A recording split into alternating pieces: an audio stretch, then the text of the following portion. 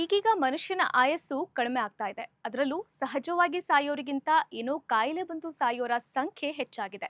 ಹೀಗಾಗಿ ಆಗಾಗ health checkup, ರಕ್ತ ಪರೀಕ್ಷೆ ಮಾಡಿಸ್ಕೊಳ್ಳೋದು ತುಂಬಾ ಮುಖ್ಯ.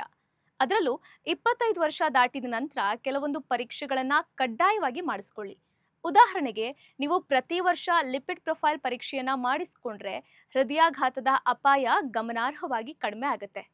ಇದಲ್ಲದೆ ವಿಟಮಿನ್ ಡಿ ಮತ್ತು ವಿಟಮಿನ್ ಬಿ 12 ಪರೀಕ್ಷೆ, ಈ ಎರಡೂ ವಿಟಮಿನ್ಗಳ ಕೊರತೆಯಿಂದಾಗಿ ಅನೇಕ ಆರೋಗ್ಯ ಸಮಸ್ಯೆಗಳು ಕಾಣಿಸಿಕೊಳ್ಳುತ್ತವೆ. ಇನ್ನು ನಮ್ಮ ದೇಹದಲ್ಲಿ ಮಧುಮೇಹ ಕಾಯಿಲೆ ಎಷ್ಟರ ಮಟ್ಟಿಗಿದೆ ಅನ್ನೋದು ಗೊತ್ತೇ ಇದೆ.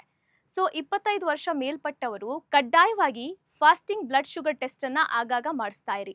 ಹಾಗೂ 3 ತಿಂಗಳಿಗೊಮ್ಮೆ HbA1c ಪರೀಕ್ಷೆಯನ್ನ ಮಾಡಿಸ್ಕೊಳ್ಳಿ. ಒಂದ್ ವೇಳೆ ನೀವು ಪ್ರೀ ಡಯಾಬಿಟಿಕ್ ಸ್ಟೇಜ್ ನಲ್ಲಿದ್ರೆ ಕೆಲವೊಂದು ಲೈಫ್ ಸ್ಟೈಲ್ ಚೇಂಜಸ್ ನಿಂದಾಗಿ ಸಕ್ಕರೆ ಕಾಯಿಲೆ ಬಾರದಂತೆ ತಡೆಯಬಹುದು. ಇನ್ನು ಮುಖ್ಯವಾಗಿ ಹೃದಯದ ಪರೀಕ್ಷೆ.